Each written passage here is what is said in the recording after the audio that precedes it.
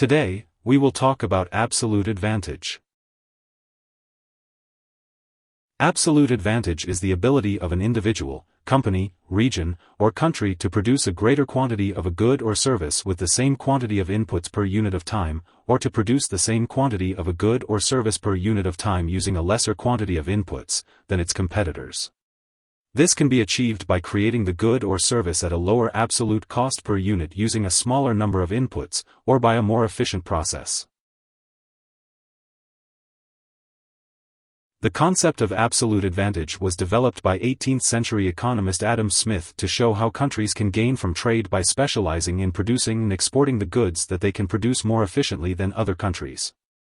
Specializing in products for which they have an absolute advantage can make all countries better off, as long as they each have at least one product for which they hold an absolute advantage over other nations. Absolute advantage can be contrasted with comparative advantage, which is when a producer has a lower opportunity cost to produce a good or service than another producer.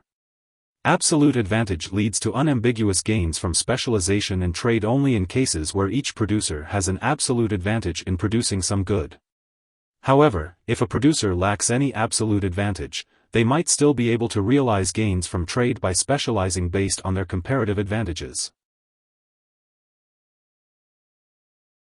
Both Smith's theory of absolute advantage and Ricardo's theory of comparative advantage rely on certain assumptions and simplifications in order to explain the benefits of trade. They assume that there are no barriers to trade, the factors of production are immobile, and that a country's absolute advantage is constant and scales equally. In reality, these assumptions may not always hold true. One advantage of the theory of absolute advantage is its simplicity and the elegant explanation it provides of the benefits of trade. However, the theory does not fully explain why nations benefit from trade, and it assumes that absolute advantages are static, which is not always the case. In some cases, the theory has been used to justify exploitative economic policies. Consider two hypothetical countries, Atlantica and Pacifica, each with an absolute advantage in producing different goods. By specializing in their absolute advantage and then trading the products, both countries can benefit from the exchange and be better off than producing and consuming in isolation.